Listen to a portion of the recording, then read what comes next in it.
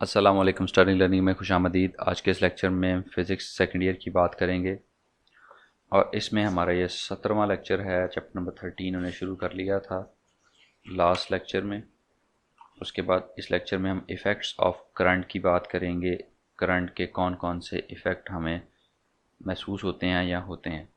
सबसे पहले effects of current के अंदर हमारे पास आता है हीटिंग इफ़ेक्ट। हीटिंग इफ़ेक्ट क्या है? मुख्तलिफ़ किस्मों से हम इसको देख सकते हैं। एक तो वो है कि अगर आप किसी लाइव वायर को हाथ देंगे आपको शॉक लगेगा, लेकिन ये चीज़ highly not recommended way to check if there is electricity और नॉट। उसके लिए आप टेस्टर इस्तेमाल करें या कोई ऐसा इक्विपमेंट इस्तेमाल करें जो कि आपको करंट ना लगे लेकिन उसके अंदर कोई लाइट वगैरह चले और आपको करंट का आइडिया हो जाए। ये तो चेक करने के लिए। अदरवाइज़ वैसे अगर करंट गुजर रहा है कहीं से, किसी तार में से या किसी चीज़ में से, और आप उसको डायरेक्ट चेक टच नहीं करते, उसमें कुछ इफ़ेक्ट्स आप चेक कर लेते हो। उनमें आपके 3 इफ़ेक्ट आते हैं। पहला है heating effect.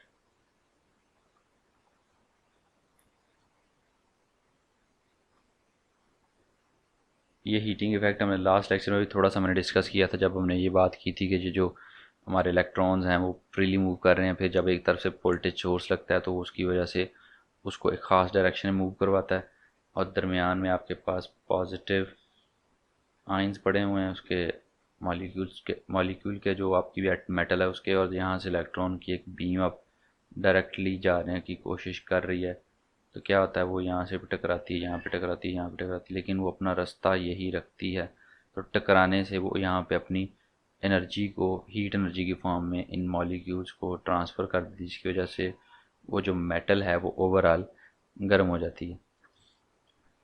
Current flow through a metallic wire due to motion of free electrons. During the course of their motion, they collide frequently with atoms of metals. At each collision, they lose some of their kinetic energy and give it to the atoms with which they collide. वही बातें जो उर्दू में की वो English में लिखी हुई हैं। तो उसका जो फार्मूला है कैलकुलेट करने का हीट का, वो उसने दिया हुआ है। इसकी डेरिवेशन यहाँ पे नहीं दी हुई, लेकिन ये फार्मूला दिया हुआ है। H=I²R T is the time. ये टी जो है वो टाइम है, कितने टाइम के लिए करंट गुजरता है। आई जो है वो करंट है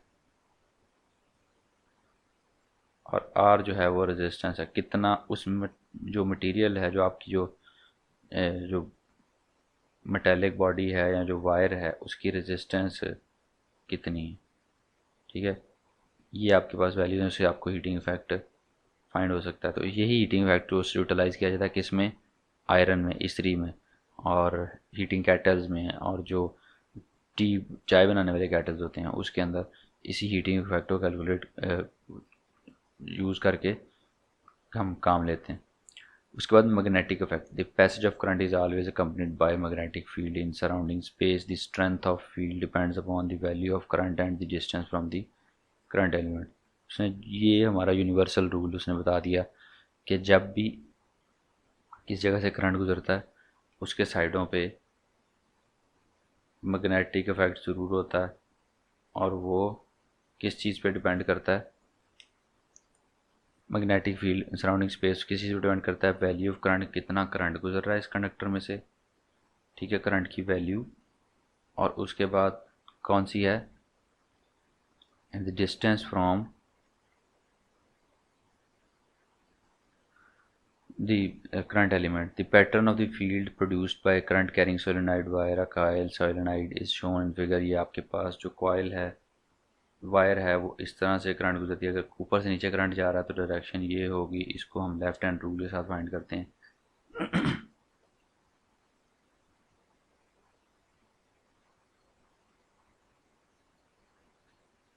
अगर ऊपर से नीचे है तो करंट की डायरेक्शन, अगर नीचे से ऊपर है तो उसकी करंट की डायरेक्शन, जो मैग्नेटिक फील्ड की डायरेक्शन है, वो ये होगी। तो वो किससे पता चलती है, हम वायर को पकड़े हैं ऐसे, करंट इस तरफ जा रहा है तो जिस तरफ आपकी उंगलियां कर्ल कर ली हैं इस तरह से आपकी मैग्नेटिक फील्ड बनी। आगे हम पढ़ेंगे इसके बारे में, लेकिन यहाँ पे इतनी डिटेल है। और जो सोलिनाइड है उसमें मल्टीपल वायर्स के क्रॉस इस तरह का पैटर्न बनता है, और वो जब इकट्ठा होता है तो वो एक पूरे मैग्नेट की तरह का शक्ल तैयार करता है। इसकी डिटेल भी हम आगे पढ़ेंगे, लेकिन अभी तक सिर्फ इतना ही है। तो मैग्नेटिक इफेक्ट जो है उसको यूटिलाइज़ किया जाता है करंट को पता करने के लिए। कि वायर है उसको आपने छीलना नहीं है, बगैर छीले आप उसको चेक करना चाहते हैं कि उसके से करंट गुजर रहा है कि नहीं गुजर रहा, तो उसके करीब आप कंपास ले आएँ। अगर कंपास उसके करीब आके, पहले तो नॉर्थ साउथ में होगी ना कंपास नॉर्मल में, और अगर कंपास उसके करीब लाएँ, जैसे यहाँ पे उसने कंपास रख के चेक किया, तो कंपास उसके करीब लाएँ और कंपास की ऐसी जगह चेंज करे तो अपनी शक्ल, अपनी डायरेक्शन को चेंज करती जाए। इसका मतलब है कि वो यहाँ पे मैग्नेटिक फील्ड के अकॉर्डिंगली अपने आप को अलाइन कर रही है, इस वजह से इसके अंदर मैग्नेटिक फील्ड मौजूद है। अच्छा, दरमियान में लाइट चली गई थी, अभी वापस आई है दोबारा से। तो हम मैग्नेटिक फील्ड की बात कर रहे थे। मैग्नेटिक इफेक्ट जो उसकी प्रॉपर्टीज़ हमारे पास इलेक्ट्रिक मोटर के अंदर भी मिलती है, और बहुत सारी और चीज़ें हैं, जनरेटर्स के अंदर, ट्रांसफार्मर्स के अंदर हमें मैग्नेटिक इफेक्ट की कैसे कहते हैं एप्लीकेशंस मिलती हैं, जो इसकी जहाँ जहाँ पे ये इस्तेमाल होती है वो चीज़ मिलती है। तो मैग्नेटिक इफेक्ट हो गया। उसके बाद जो तीसरा है, चौथा है केमिकल इफेक्ट। उसके लिए दोबारा से इसको मिटा लेते हैं ज़रा, क्योंकि वो थोड़ा लंबा है। तो मैग्नेटिक इफेक्ट क्या होता है, जब भी ये आपके जो मेटल कंडक्टर्स होते हैं वगैरह, उनके अंदर ये उनकी शेप में, उनके साइज़ में इतनी जल्दी चेंज नहीं लाती। हीटिंग इफेक्ट की वजह से फिज़िकली चेंज आता है, लेकिन केमिकली उनके अंदर चेंज बहुत कम आता है। लेकिन अगर हमारे पास, जिस तरह हम बैटरीज़ के अंदर इस्तेमाल करते हैं इलेक्ट्रोलाइट, जो आपका लिक्विड फॉर्म में होता है उसके अंदर, और उसके अंदर सॉलिड रॉड्स डिप किए होते हैं, तो वहाँ पे केमिकल इफेक्ट बहुत ज़्यादा प्रोमिनेंट नज़र आता है।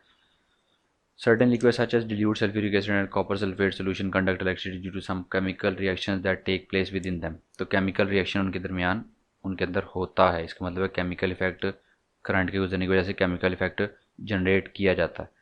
तो the chemical changes produced during the electrolysis of a liquid are due to the chemical effects। तो इलेक्ट्रोलिसिस की डेफिनेशन है, the study of this process is known as electrolysis. जो क्या कहते हैं केमिकल चेंजेस आती हैं ड्यूरिंग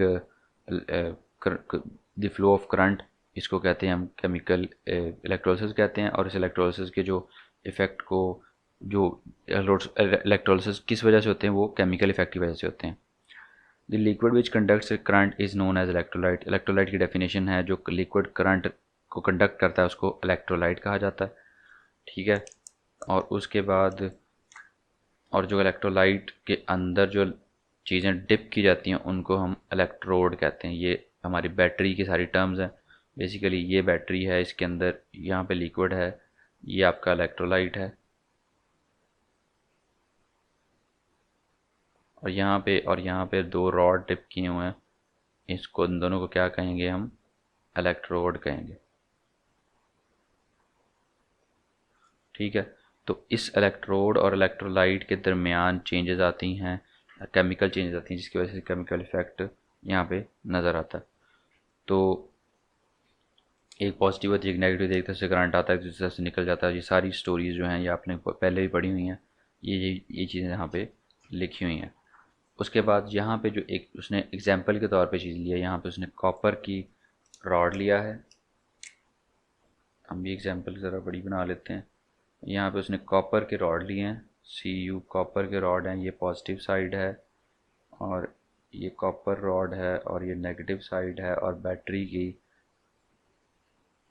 पॉजिटिव साइड के साथ ये कनेक्टेड है, और बैटरी की नेगेटिव साइड के साथ ये कनेक्टेड है। यहाँ से नेगेटिव करंट, यहाँ से पॉजिटिव, और यहाँ पे एक रजिस्टर लगा हुआ। ठीक है, ना भी लगाएं कोई फ़र्क नहीं पड़ता। तो यहाँ पे ए वैल्यू इसने करंट मेजर करने के लिए यहाँ पे एम्पेयर मीटर लगाया हुआ। तो ये आपके पास एक चीज़ आ गई।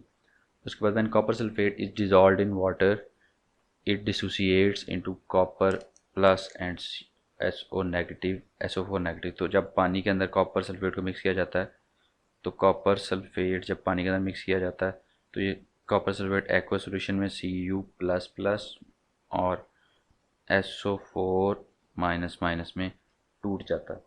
मतलब कॉपर में से 2 इलेक्ट्रॉन निकल जाते हैं, और सल्फेट में वो 2 electron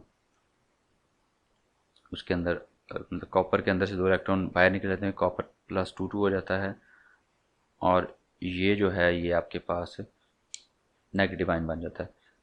the copper atom thus formed are deposited at cathode. तो ये अब ये बता रहा है कॉपर सल्फेट में कन्वर्ट हो गया। अब जो है इसमें on passing current through voltameter copper 2++ moves toward the cathode and the following reaction takes place। Copper जो है वो कैथोड की तरफ जाएगा, कैथोड नेगेटिव है, ये नेगेटिव साइड है कैथोड की, ठीक है। तो कॉपर के ऊपर क्या चार्ज है, प्लस प्लस, तो वो इधर जाएगा, इधर से, क्योंकि ये पॉजिटिव और नेगेटिव एक दूसरे को अट्रैक्ट करते हैं, तो यहाँ से उसको 2 इलेक्ट्रॉन मिलेंगे, तो वो सिंपल कॉपर में कन्वर्ट हो जाएगा। मैं यहाँ पे इसका थोड़ा सा रिएक्शन बनाता हूँ, ये यहाँ पे बना हुआ है लेकिन मैं यहाँ से फिर बनाता हूँ क्योंकि बुक के ऊपर कई दफ़ा नज़र नहीं आता सही तरह से। तो ये आपके पास कॉपर बन जाता है, और कॉपर जो है बन के इसके ऊपर जुड़ता जाता है, यहाँ पे डिपॉजिट होता जाता है, और ज़्यादा आता जाता है एनोड के ऊपर, कैथोड के ऊपर। तो जो SO4 माइनस माइनस आइन है, क्योंकि ये SO4 माइनस माइनस में भी कन्वर्ट हुआ था, SO4 से सल्फेट आइन बनता है, वो आपका एनोड की तरफ जाता है, वहाँ से वहाँ पे जाके वो 2 इलेक्ट्रॉन इसके अंदर एक्स्ट्रा हैं, तो वो सल्फेट आइन जाके वहाँ पे अपने एक्स्ट्रा आइंस को, एक्स्ट्रा इलेक्ट्रॉन्स को, 2 इलेक्ट्रॉन्स के पास एक्स्ट्रा हैं, उन दोनों इलेक्ट्रॉन्स को वो बाहर भेज देता है, बल्कि नहीं, इलेक्ट्रॉन मूव करते हैं, इलेक्ट्रॉन जो हैं वो बैटरी से जनरेट होते हैं। कॉपर जो है, अब ये सल्फेट आयन उस तरफ गया है,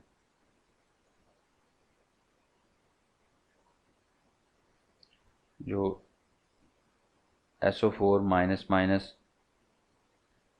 SO4 जो माइनस माइनस इस तरफ गया है, वो Cu प्लस प्लस के साथ जुड़ जाता है, क्योंकि जो एनोड है उसके अंदर से कॉपर की जो Cu प्लस प्लस है, कॉपर जो है वो पॉजिटिव आयंस में टूट के डिज़ोल्व हो रही है, तो उसके साथ मिक्स होकर दोबारा से कॉपर सल्फेट बना देते हैं। और ये प्रोसेस चलता रहता है, चलता रहता है, जब तक कि आपका electrolyte copper is continuously deposited on electrode, तो एक तरफ डिपॉजिट होता रहता है, और equal amount of copper from this side, positive side से डिज़ोल्व हो रही है इसके अंदर, क्योंकि वो Cu प्लस प्लस के अंदर चेंज हो के इसके अंदर सल्फेट के साथ मिलकर कॉपर सल्फेट बना रही है। तो ये कब तक चलता रहेगा? Density of copper sulfate solution remains unaltered. This example also illustrates the basic principle of electroplating, a process of coating a thin layer of electroplating क्या होती है? A process of coating a thin layer of some expensive metal, gold, silver on an article of some cheap metal. हल्की metal के ऊपर जो अच्छी metal है उसका कोटिंग कर दी जाती है कि उसको वो उससे जंग वगैरह से बचा ले। तो उस चीज़ को एग्जांपल यहाँ से मिल रही है आपको। और ये कब तक चलती रहती है? जब तक ये कॉपर का जो रॉड है ये बिल्कुल डिज़ोल्व नहीं हो जाता। और फिर इसको रिचार्ज करने के लिए अगर इस बैटरी जो आउटर बैटरी है, आउटर चार्जिंग सोर्स है, उसको उलट देंगे तो इस तरफ नेगेटिव है, इस तरफ पॉजिटिव, तो ये दोबारा से रिचार्ज हो जाएगा और आपके पास करंट की वैल्यू इसके अंदर स्टोर हो जाएगी। ठीक है, ये एक एग्जांपल थी। इस तरह की एग्जांपल्स हमने पहले भी की हुई हैं और हम आइंदा भी करेंगे। फर्स्ट नाइन्थ के अंदर हमने चीज़ें पढ़ी हुई हैं और आगे भी हम पढ़ेंगे। जब हम हायर क्लासेस में जाएंगे तो ये चीज़ें हम पढ़ते रहेंगे। तो उसके बाद जो मेन बेसिक जो कह लें किसी भी एक इलेक्ट्रिकल इंजीनियर को, मैं खुद इलेक्ट्रिकल इंजीनियर हूँ, इलेक्ट्रिकल टेलीकॉम इंजीनियर हूँ, तो किसी भी एक इलेक्ट्रिकल इंजीनियर की जो रोटी रोज़ी जिसे कहते हैं, तो रोटी रोज़ी जो है वो ओहम्स लॉ के इर्द गिर्द घूमती है। जिस बंदे को ओहम्स लॉ नहीं आता या जिसको ओहम्स लॉ का कोई आइडिया नहीं है, वो अपने आप को ये नहीं कह सकता कि वो इलेक्ट्रिकल इंजीनियर, क्योंकि ये most basic principle of current and voltage है। करंट एंड वोल्टेज के फ्लो के ऊपर मोस्ट बेसिक प्रिंसिपल यहाँ पे बनता है। We have seen that battery is connected across a conductor and electric current begins to flow through it. How much current flows through, how much कितना current गुजरेगा, कितने वोल्टेज पे डिपेंड करेगा, इसके दरमियान जो रिलेशन है वो उसका आंसर जो है वो हमारे जो जर्मन फिजिस्ट थे जॉर्ज साइमन ओहम्स लॉ इन्हीं के नाम पे बना है। इनका नाम था जी जॉर्ज, ये आता नहीं है वैसे सवालों में, लेकिन मैं वैसे आपको बता रहा हूँ, जिसका हम लॉ पढ़ते हैं उसका नाम हमें आना चाहिए। जो जॉर्ज साइमन ओहम ने एक्सपेरिमेंट्स के साथ एलेबोरेट किया कि करंट और वोल्टेज जो हैं आपस में डायरेक्टली प्रोपोर्शनल हैं। तो current flowing through a conductor is directly proportional to the potential difference across it. जितना करंट गुजर रहा है वो डायरेक्टली प्रोपोर्शनल है किसके? वोल्टेज के। Its and provide the physical state such as temperature ETC of the conductor remain constant. ठीक है, अक्रॉस इट्स एंड जो वोल्टेज और करंट है डायरेक्टली प्रोपोर्शनल है अगर टेम्परेचर और दूसरी फिजिकल कंडीशंस हैं वो कांस्टेंट रहें। ठीक है, जब भी टेम्परेचर वगैरह चेंज होता है तो उसका भी हमने शायद पढ़ा था या आगे पढ़ेंगे। तो उसकी वजह से भी हमारे करंट की वैल्यू में तब्दीली आती है। लेकिन तब तक ये कांस्टेंट रहता है जब हमारे पास जो आपका कंडक्टर है वो उसी वोल्टेज पे रहे और जो दूसरी प्रेशर और डेंसिटी की सारी कंडीशन है वो भी वही रहें। तो ये आपके पास बनता है। इसको जब हम वोल्ट इक्वलिटी के साइन ख़त्म करते हैं तो यहाँ पे आर आता है। तो R is what, where R is the constant of proportionality is called resistance of the conductor. The value of resistance depends upon the nature, dimension and the physical state of the conductor. ठीक है, यहाँ पे R की definition है। R क्या है? constant of proportionality है। in fact the resistance is measure of opposition of motion of electrons due to their continuous bumping with atoms and the lattice. R इसके अंदर क्या है? कांस्टेंट ऑफ प्रोपोर्शनलिटी है। लेकिन इन एक्चुअलिटी आर क्या है? Is the opposition. Resistance का मतलब ही, अगर रेजिस्टेंस का डायरेक्ट उर्दू में मतलब करें, वर्ड टू वर्ड मीनिंग करें, तो वो उसका मतलब होता है आगे से कोई चीज़ की रुकावट, तो अपोजिशन। ठीक है, तो उसको कह रहा है कि जो इलेक्ट्रॉन्स की मूवमेंट में अपोजिशन आती है due to collision of atoms, हमने पढ़ी थी, जिसकी वजह से हीटिंग इफेक्ट प्रोड्यूस होता है, तो उसको रेजिस्टेंस कहते हैं। तो the unit of resistance is 1 ओम। यहाँ पे करंट का वो यूनिट आपको पता है एम्पेयर है, वोल्टेज का वोल्ट है, तो आर का यूनिट जो है वो ओहम है। ठीक है, उसी बंदे के नाम पे जिसने ये चीज़ ओहम्स लॉ डिफाइन किया था, उसी के नाम पे इसका यूनिट ओहम रख दिया गया। तो ओहम कब होगा? आर इधर है और वी और ओवर आई। ओहम कब होगा? जब ये 1 वोल्ट होगा और ये 1 एम्पेयर होगा, तो रेजिस्टेंस आपके पास 1 ओहम होगी। जिस कंडक्टर में से 1 वोल्ट के देने से 1 ओहम 1 एम्पेयर करंट गुजर जाए, उस कंडक्टर की जो रेजिस्टेंस है वो 1 ओहम होगी। और ये बहुत छोटी वैल्यू है। इसका ओहम का जो सिंबल है वो हम ये यूज़ करते हैं।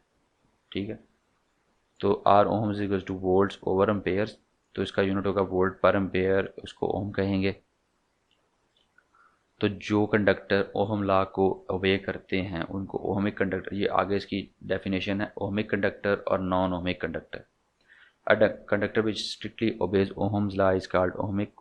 However, there are devices which do not obey Ohm's law. They are called non-ohmic. तो ओहमिक कंडक्टर मतलब क्या? मतलब जैसे V is directly proportional to I, जितना करंट तब्दील होगा उसी के लिहाज से वोल्टेज के अंदर तब्दीली आएगी। करंट बढ़ेगा तो वोल्टेज उसी लिहाज से बढ़ेगा, करंट कम होगा तो वोल्टेज उसी लिहाज से कम होगा। जो ओहमिक कंडक्टर्स हैं उसका वोल्टेज और करंट के दरमियान जो राह बनता है वो स्ट्रेट लाइन बनती है। ठीक है, और जो नॉन ओहमिक हैं, जो इसको फुलफ़िल नहीं करते, जो डायरेक्टली प्रोपोर्शनल नहीं आता जिनका रिलेशन, उनका ग्राफ ऐसे भी हो सकता है और उनका ग्राफ ऐसे भी हो सकता है। ठीक है, तो जैसे फॉर एग्जांपल फिलामेंट लैंप है, वो इसकी एग्जांपल्स उसने दरमियान में दी हुई हैं कि जो नॉन ओहमिक कंडक्टर्स हैं और ओहमिक कंडक्टर्स जो हैं, फिलामेंट बल्ब और सेमीकंडक्टर डायोड्स जो हैं वो नॉन ओहमिक डिवाइस हैं। सेमीकंडक्टर डायोड को भी आपको पता है कि जो जब एक रिवर्स बाइस में करते हैं तो रिवर्स बाइस में एक ख़ास वैल्यू पे जाके उसकी जो करंट की स्टॉपिंग एबिलिटी है वो ख़त्म हो जाती है और वो ब्रेक पॉइंट होता है, उसके बाद करंट एकदम से शूट अप कर जाता है। तो इस वजह से ये जो है ये भी एक नॉन ओहमिक कंडक्टर है। तो फिलामेंट के अंदर उसने कहा जी आप वोल्टेज को इंक्रीज़ करें तो आपकी हीट इंक्रीज़ करती है, हीट इंक्रीज़ करने से आपके अंदर रेजिस्टेंस ज़्यादा, उस बल्ब के अंदर रेजिस्टेंस ज़्यादा पैदा होना शुरू हो जाती है और उसकी वजह से करंट की वैल्यू जो है वो वोल्टेज के साथ डायरेक्ट प्रोपोर्शन में नहीं रहती। वोल्टेज ज़्यादा बढ़ाने से करंट की वैल्यू बहुत कम बढ़ती है। इसको हम कहते हैं नॉन ओहमिक डिवाइसेस। जिनका स्ट्रेट लाइन ग्राफ नहीं बनेगा उसका वो नॉन ओहमिक कंडक्टर्स हैं। ठीक है, अच्छा जी, इसी के साथ आज का लेक्चर ख़त्म हुआ और दुआ हमेशा की तरह दुआ में याद रखिएगा, अपना ख्याल रखिएगा। अल्लाह हाफिज़ और अल्लाह आपका निगहबान।